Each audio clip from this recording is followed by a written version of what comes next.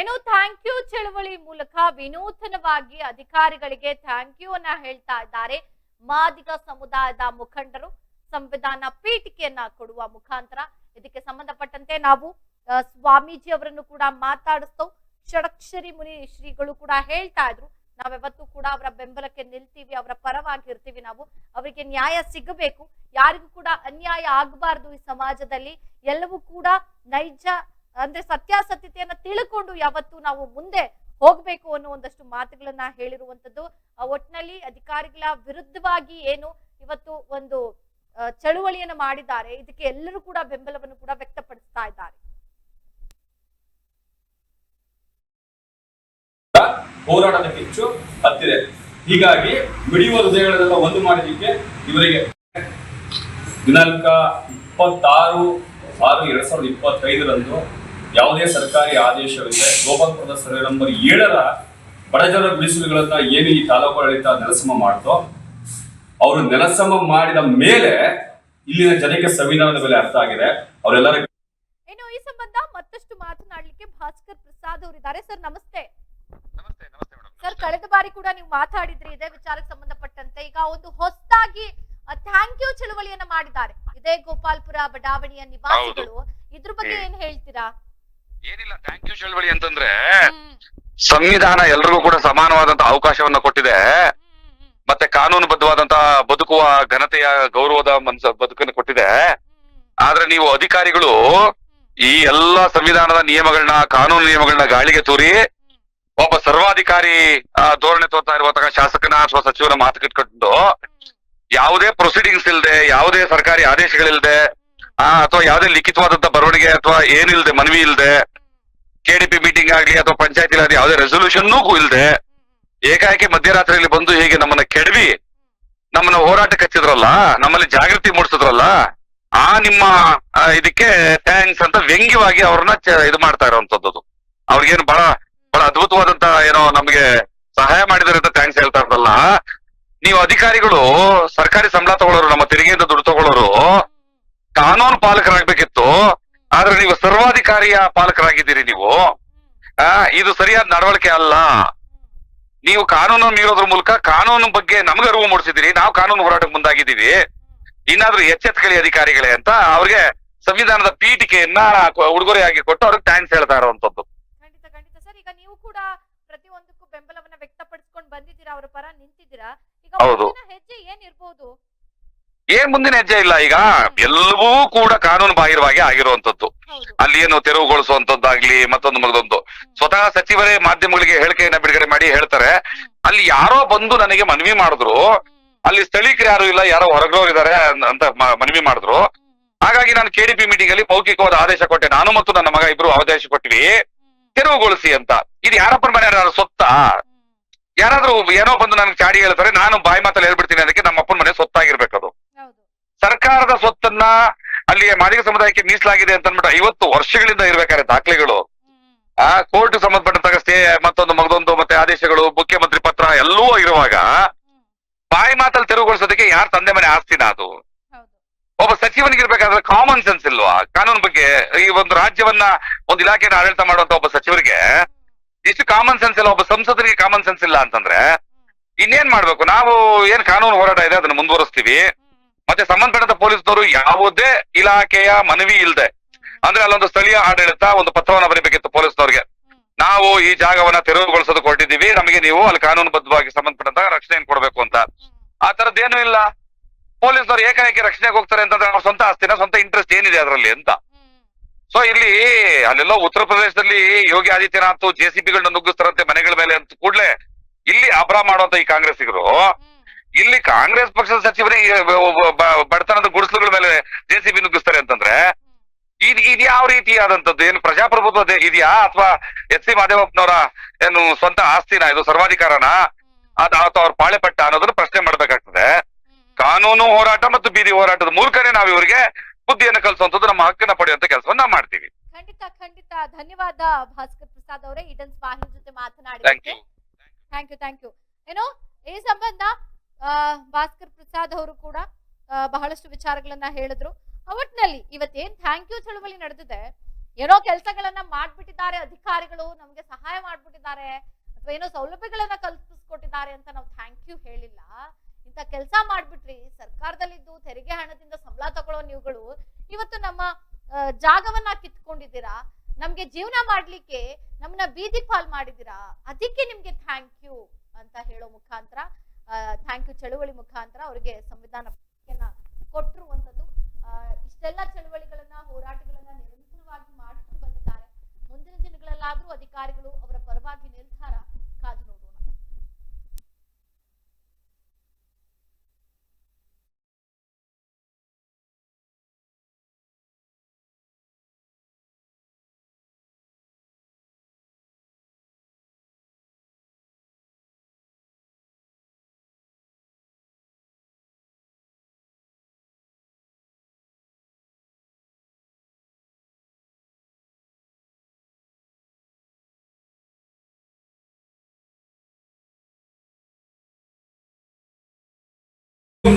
ಮುಂದುವರೆದು ಈ ನರಸೀಪುರದಲ್ಲಿ ನಡೆದಂತ ವಿಧ್ವಂಸಕ ಕೃತ್ಯದ ವಿರುದ್ಧ ರಾಜ್ಯದ ನಾನಾ ಭಾಗದ ಕಡೆ ಸಂವಿಧಾನ ಪ್ರೇಮಿಗಳು, ಹೋರಾಟಗಾರರು ಜಾಗೃತರಾಗ್ತಿದ್ದಾರೆ.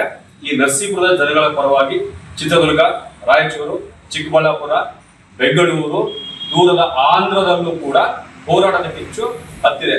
ಹೀಗಾಗಿ ಮಿಡಿಯುವ ಹೃದಯಗಳನ್ನೆಲ್ಲ ಒಂದು ಮಾಡಿದ್ದಕ್ಕೆ ಇವರಿಗೆ ಥ್ಯಾಂಕ್ ಯು. ಈ ಭಾಗದ ಯುವಕರು ಹಾಗಾಗಿ ಈ ಕೃತ್ಯದ ವಿರುದ್ಧ ಜನಗಳನ್ನೆಲ್ಲ ಒಂದು ಮಾಡಿದ್ದಕ್ಕೆ ಸಂವಿಧಾನ ಪೀಠಿಕೆಯನ್ನು ಹಂಚುವ ಮೂಲಕ ಥ್ಯಾಂಕ್ ಯು ಚಳುವಳಿ ಎನ್ನುವ ಹೊಸ ಅಭಿಯಾನ ಆರಂಭಿಸಿದ್ದಾರೆ. ಥ್ಯಾಂಕ್ ಯು ಸ್ನೇಹಿತರೆ. ಟಿ ನರಸೀಪುರದ ಗೋಪಾಲಪುರದಲ್ಲಿ ಗುಡಿಸಲನ್ನು ಕಳ್ಕೊಂಡಂತ ಬಡವರ ಪರವಾಗಿ ರಾಜ್ಯದ ಮೂಲೆ ಮೂಲೆಗಳಲ್ಲೂ ಹೋರಾಟ ಮಾಡುತ್ತಿರುವ ಎಲ್ಲಾ ಹೋರಾಟದ ಬಂಧುಗಳಿಗೂ ಟಿ ನರಸೀಪುರದ ಮಹಾಜನತೆಯ ಪರವಾಗಿ ಧನ್ಯವಾದ ಹೇಳ್ತೀನಿ. ನಿಮ್ಮ ಈ ಬೆಂಬಲ ಸದಾ ಕಾಲ ಸಂವಿಧಾನಗಳ ವಿರುದ್ಧ ಮತ್ತು ಸಂವಿಧಾನ ವಿರೋಧಿ ಕೃತ್ಯಗಳ ವಿರುದ್ಧ ಜನಾಂದೋಲನ ಹುಟ್ಕೊಳ್ಳೋ ಕಡೆಗೆ ನಿಮ್ಮ ಬೆಂಬಲ ಸದಾ ಇರಲಿ. Thank you.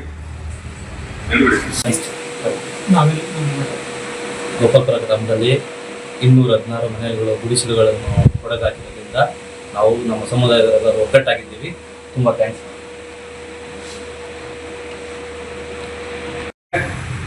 ದಿನಾಂಕ 26/6/2025 ಯಾವುದೇ ಸರ್ಕಾರಿ ಆದೇಶವಿದೆ ಗೋಪಾಲಪುರದ ಸರ್ವೆ ನಂಬರ್ 7ರ ಬಡಜನರ ಗುಡಿಸಲುಗಳನ್ನ ಏನು ಈ ತಾಲೂಕು ಆಡಳಿತ ನೆಲಸಮ ಮಾಡ್ತೋ, ಅವರು ನೆಲಸಮ ಮಾಡಿದ ಮೇಲೆ ಇಲ್ಲಿನ ಜನಕ್ಕೆ ಸಂವಿಧಾನದ ಬೆಲೆ ಅರ್ಥ ಆಗಿದೆ, ಅವರೆಲ್ಲರೂ ಗಟ್ಟಿಯಾಗಿದ್ದಾರೆ.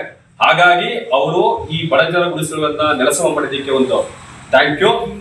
ಮುಂದುವರೆದು ಈ ನರಸೀಪುರದಲ್ಲಿ ನಡೆದಂತ ವಿಧ್ವಂಸಕ ಕೃತ್ಯದ ವಿರುದ್ಧ ರಾಜ್ಯದ ನಾನಾ ಭಾಗದ ಕಡೆ ಸಂವಿಧಾನ ಪ್ರೇಮಿಗಳು, ಹೋರಾಟಗಾರರು ಜಾಗೃತರಾಗ್ತಿದ್ದಾರೆ. ಈ ನರಸೀಪುರದ ಜನಗಳ ಪರವಾಗಿ ಚಿತ್ರದುರ್ಗ, ರಾಯಚೂರು, ಚಿಕ್ಕಬಳ್ಳಾಪುರ, ಬೆಂಗಳೂರು, ದೂರದ ಆಂಧ್ರದಲ್ಲೂ ಕೂಡ ಹೋರಾಟದ ಕಿಚ್ಚು ಹತ್ತಿದೆ. ಹೀಗಾಗಿ ಮಿಡಿಯುವ ಹೃದಯಗಳನ್ನೆಲ್ಲ ಒಂದು ಮಾಡಿದ್ದಕ್ಕೆ ಇವರಿಗೆ ಥ್ಯಾಂಕ್ ಯು. ಈ ಭಾಗದ ಯುವಕರು ಹಾಗಾಗಿ ಈ ಕೃತ್ಯದ ವಿರುದ್ಧ ಜನಗಳನ್ನೆಲ್ಲ ಒಂದು ಮಾಡಿದ್ದಕ್ಕೆ ಸಂವಿಧಾನ ಪೀಠಿಕೆಯನ್ನು ಹಂಚುವ ಮೂಲಕ ಥ್ಯಾಂಕ್ ಯು ಚಳುವಳಿ ಎನ್ನುವ ಹೊಸ ಅಭಿಯಾನ ಆರಂಭಿಸಿದ್ದಾರೆ. ಥ್ಯಾಂಕ್ ಯು ಸ್ನೇಹಿತರೆ. ಟಿ ನರಸೀಪುರದ ಗೋಪಾಲಪುರದಲ್ಲಿ ಗುಡಿಸಲನ್ನು ಕಳ್ಕೊಂಡಂತ ಬಡವರ ಪರವಾಗಿ ರಾಜ್ಯದ ಮೂಲೆ ಮೂಲೆಗಳಲ್ಲೂ ಹೋರಾಟ ಮಾಡುತ್ತಿರುವ ಎಲ್ಲಾ ಹೋರಾಟದ ಬಂಧುಗಳಿಗೂ ಟಿ ನರಸೀಪುರದ ಮಹಾಜನತೆಯ ಪರವಾಗಿ ಧನ್ಯವಾದ ಹೇಳ್ತೀನಿ. ನಿಮ್ಮ ಈ ಬೆಂಬಲ ಸದಾ ಕಾಲ ಸಂವಿಧಾನಗಳ ವಿರುದ್ಧ ಮತ್ತು ಸಂವಿಧಾನ ವಿರೋಧಿ ಕೃತ್ಯಗಳ ವಿರುದ್ಧ ಜನಾಂದೋಲನ ಹುಟ್ಕೊಳ್ಳೋ ಕಡೆಗೆ ನಿಮ್ಮ ಬೆಂಬಲ ಸದಾ ಇರಲಿ. Thank you. ಗೋಪಾಲಪುರ ಗ್ರಾಮದಲ್ಲಿ 216 ಮನೆಗಳು ಗುಡಿಸಲುಗಳನ್ನು ಹೊಡೆದಾಕಿರೋದ್ರಿಂದ ನಾವು ನಮ್ಮ ಸಮುದಾಯದವರೆಲ್ಲರೂ ಒಗ್ಗಟ್ಟಾಗಿದ್ದೀವಿ. ತುಂಬ ಥ್ಯಾಂಕ್ಸ್.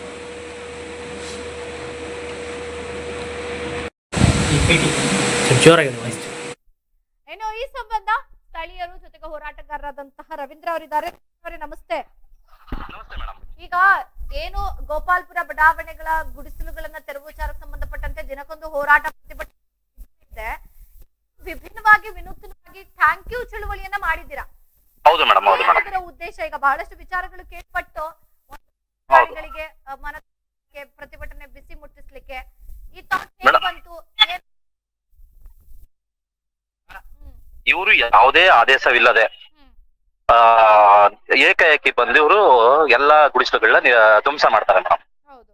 ಆದ್ರೆ ಇವರು ಸಮಾನತೆ ಸಾರ ಅಂತ ಅಧಿಕಾರಿಗಳಾಗ್ಲಿ ಮತ್ತೆ ಸಚಿವರಾಗ್ಲಿ ಈ ತರ ಯಾವುದೇ ಆದೇಶಗಳಿಲ್ಲದೆ ಸರ್ಕಾರದ ಆದೇಶ ಇಲ್ಲದೆ ಬಂದು ಏಕೆ ಈ ತರ ಬಡ ಜನಗಳ ಗುಡಿಸಲು ಧ್ವಂಸ ಮಾಡೋದು ಎಷ್ಟು ಮಟ್ಟಿಗೆ ಸರಿ? ಹಾಗಾಗಿ ಅವ್ರಿಗೆ ಸಂವಿಧಾನದ ಪೀಠಿಕೆ ಕೊಡುವ ಮೂಲಕ ನಾವು ಅವ್ರಿಗೆ ಮನದಟ್ಟು ಮಾಡಿದೀವಿ ಮೇಡಮ್. ಆ ಒಂದು ಉದ್ದೇಶದಿಂದ ಇವತ್ತು ಎಲ್ಲ ಅಧಿಕಾರಿಗಳಿಗೂ ಮತ್ತೆ ಹೋರಾಟಗಾರರಿಗೆ ನಾವು ಸಂವಿಧಾನದ ಪೀಠಿಕೆ ಕೊಡುವ ಮೂಲಕ ಒಂದು ಚಳುವಳಿ ಮಾಡಿದ್ವಿ ಮೇಡಮ್. ಈಗ ಮುಂದಿನ ಹೋರಾಟ ಹೇಗಿರುತ್ತೆ ಮೇಡಮ್? ಒಂದು ಕಡೆ ಕಾನೂನಿನ ಹೋರಾಟ ನಡೀತಾ ಇದೆ ಮೇಡಮ್. ಇದಕ್ಕೆ ಸಂಬಂಧಪಟ್ಟಂತೆ ಅಧಿಕಾರಿಗಳು ಯಾರ್ಯಾರು ಬಂದು ಅದನ್ನ ಆದೇಶ ಇಲ್ಲದೆ ಮಾಡಿದ್ರೆ ಅವರು ವಿರುದ್ಧವಾಗಿ ಕಾನೂನು ಹೋರಾಟ ನಡೀತಾ ಇದೆ.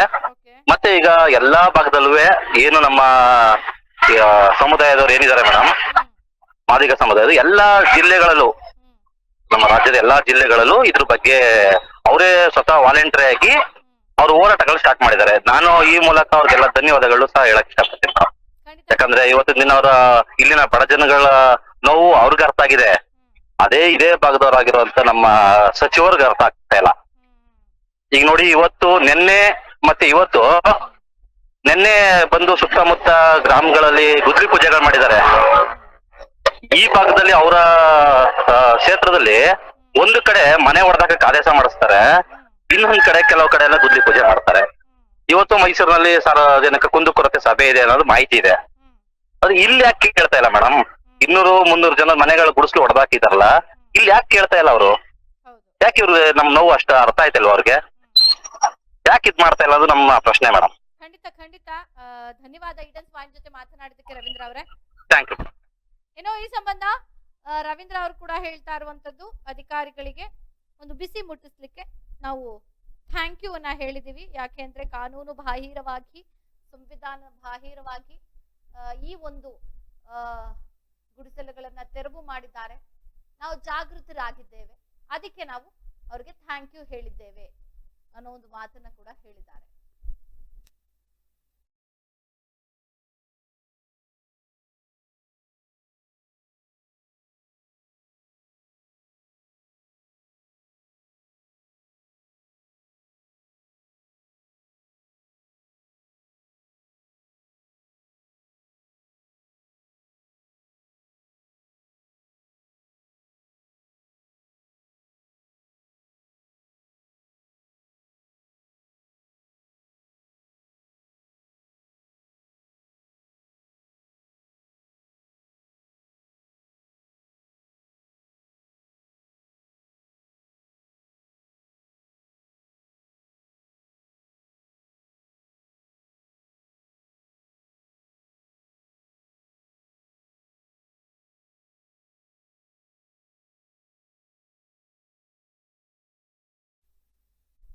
ಇನ್ನು ಈ ಸಂಬಂಧ ಮತ್ತೋರ್ವ ನಿವಾಸಿ ಮಂಜಣ್ಣ ಅವರು ದೂರವಾಣಿ ಸಂಪರ್ಕದಲ್ಲಿದ್ದಾರೆ. ಮಂಜಣ್ಣ ಅವರೇ ನಮಸ್ತೆ.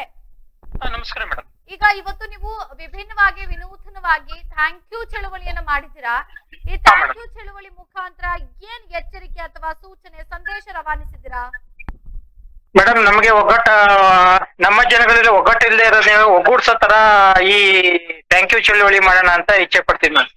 ಸರ್ಕಾರ ನಾವು ಹೆಂಗೆ ಒಗ್ಗಟ್ಟಾಗದೆ ಹಂಗೆ ಇರ್ತಿದ್ವಲ್ಲ ಮೇಡಮ್, ಈಗ ಸರ್ಕಾರ ನಮ್ಗೆ ಏಕಾಏಕಿ ಬಂದು ನಮ್ಮ ಗುಡಿಸಲ ತೆರವು ಮಾಡಿರೋದ್ರಿಂದ ಇಡೀ ರಾಜ್ಯಾದ್ಯಂತ ಇರ್ತಕ್ಕಂಥ ನಮ್ಮ ಸಮುದಾಯದವರು ಒಗ್ಗಟ್ಟಾಗಿ, ಉದಾಹರಣೆಗೆ ಚಿತ್ರದುರ್ಗ, ಚಿಕ್ಕಬಳ್ಳಾಪುರ, ಹೀಗೆ ಗುಂಡ್ಲುಪೇಟೆ ಭಾಗದಲ್ಲಿ ಹಲವಾರು ಜನ ಚಳವಳಿ ಮಾಡ್ಬೇಕು ಅಂತ ಶುರು ಮಾಡ್ಕೊಂಡಿದ್ದಾರೆ ಮೇಡಮ್.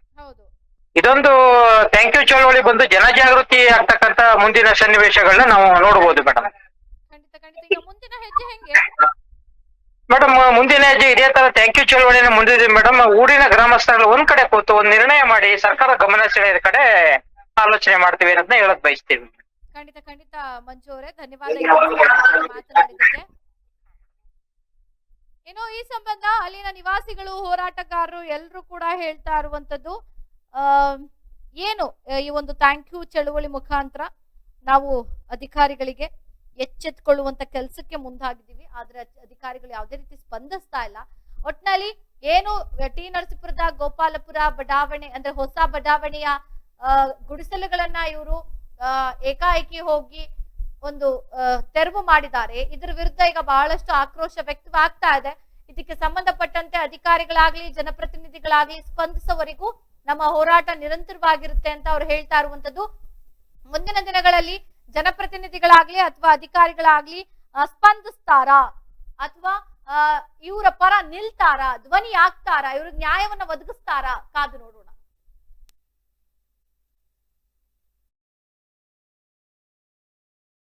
ದಿನಾಂಕ 26/6/2025 ಯಾವುದೇ ಸರ್ಕಾರಿ ಆದೇಶವಿದೆ ಗೋಪಾಲಪುರದ ಸರ್ವೆ ನಂಬರ್ 7ರ ಬಡಜನರ ಗುಡಿಸಲುಗಳನ್ನ ಏನು ಈ ತಾಲೂಕು ಆಡಳಿತ ನೆಲಸಮ ಮಾಡ್ತೋ, ಅವರು ನೆಲಸಮ ಮಾಡಿದ ಮೇಲೆ ಇಲ್ಲಿನ ಜನಕ್ಕೆ ಸಂವಿಧಾನದ ಮೇಲೆ ಅರ್ಥ ಆಗಿದೆ, ಅವರೆಲ್ಲರೂ ಗಟ್ಟಿಯಾಗಿದ್ದಾರೆ. ಹಾಗಾಗಿ ಅವರು ಈ ಬಡಜನರ ಗುಡಿಸಲುಗಳನ್ನ ನೆಲಸಮ ಮಾಡಿದ್ದಕ್ಕೆ ಒಂದು ಥ್ಯಾಂಕ್ ಯು.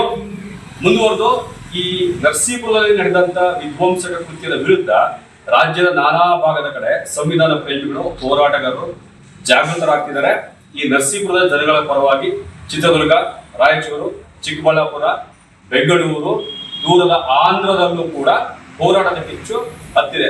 ಹೀಗಾಗಿ ಮಿಡಿಯುವ ಹೃದಯಗಳನ್ನೆಲ್ಲ ಒಂದು ಮಾಡಿದ್ದಕ್ಕೆ ಇವರಿಗೆ ಥ್ಯಾಂಕ್ ಯು.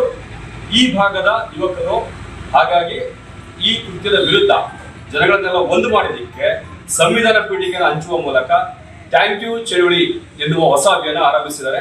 Thank you. ಸ್ನೇಹಿತರೆ, ಟಿ ನರಸೀಪುರದ ಗೋಪಾಲಪುರದಲ್ಲಿ ಗುಡಿಸಲನ್ನು ಕಳ್ಕೊಂಡಂತ ಬಡವರ ಪರವಾಗಿ ರಾಜ್ಯದ ಮೂಲೆ ಮೂಲೆಗಳಲ್ಲೂ ಹೋರಾಟ ಮಾಡುತ್ತಿರುವ ಎಲ್ಲಾ ಹೋರಾಟದ ಬಂಧುಗಳಿಗೂ ಟಿ ನರಸೀಪುರದ ಮಹಾಜನತೆಯ ಪರವಾಗಿ ಧನ್ಯವಾದ ಹೇಳ್ತೀನಿ. ನಿಮ್ಮ ಈ ಬೆಂಬಲ ಸದಾ ಕಾಲ ಸಂವಿಧಾನಗಳ ವಿರುದ್ಧ ಮತ್ತು ಸಂವಿಧಾನ ವಿರೋಧಿ ಕೃತ್ಯಗಳ ವಿರುದ್ಧ ಜನಾಂದೋಲನ ಹುಟ್ಕೊಳ್ಳೋ ಕಡೆಗೆ ನಿಮ್ಮ ಬೆಂಬಲ ಸದಾ ಇರಲಿ. Thank you. ಗೋಪಾಲಪುರ ಗ್ರಾಮದಲ್ಲಿ 216 ಮನೆಗಳ ಗುಡಿಸಲುಗಳನ್ನು ಹೊಡೆದಾಕಿರೋದ್ರಿಂದ ನಾವು ನಮ್ಮ ಸಮುದಾಯದವರೆಲ್ಲರೂ ಒಗ್ಗಟ್ಟಾಗಿದ್ದೀವಿ. ತುಂಬ ಥ್ಯಾಂಕ್ಸ್.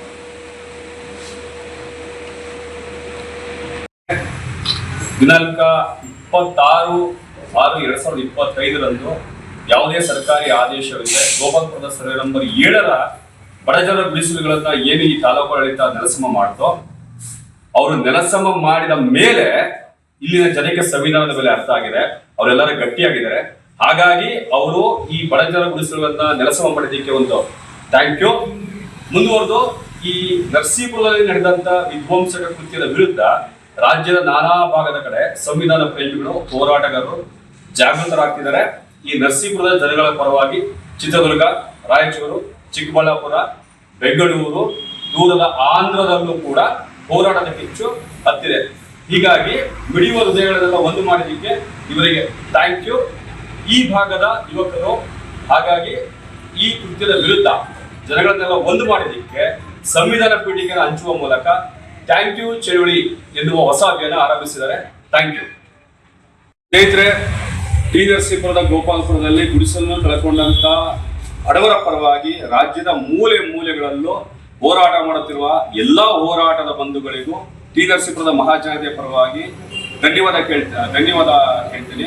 ನಿಮ್ಮ ಈ ಬೆಂಬಲ ಸದಾ ಕಾಲ ಸಂವಿಧಾನಗಳ ವಿರೋಧಿ ವಿರುದ್ಧ